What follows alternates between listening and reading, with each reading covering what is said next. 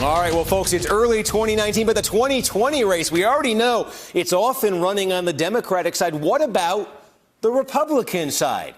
Is Donald Trump going to coast to renomination for a second term without opposition?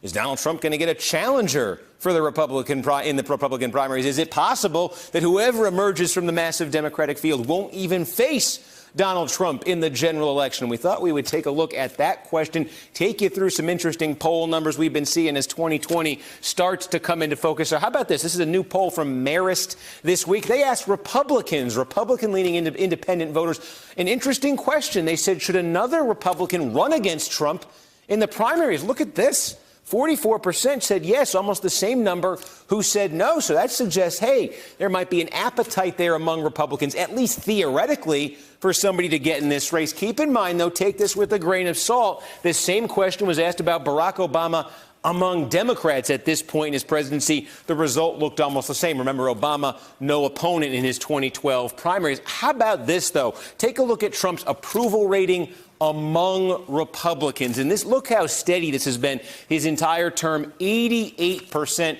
That looks impressive among your own party, and historically among your own party it is. This is how his recent predecessors have fared with their own parties at this point in their presidencies. Trump sitting there at 88%. You look at that and you say, Jesus, that may not spell primary challenge. And so if that's the case, then this would be the situation Republicans are looking at. Somebody who's extremely popular within their party, but is still sitting there. This is his current average approval rating with all voters, who's still sitting there in the low 40s. He goes down maybe to the high 30s, low 40s. That's been the range his entire presidency. Is that what Republicans, right now, we'll see if it changes, that's what Republicans are staring at. Someone their base is not going to throw out, who would then have to try to win re-election with an approval rating like that.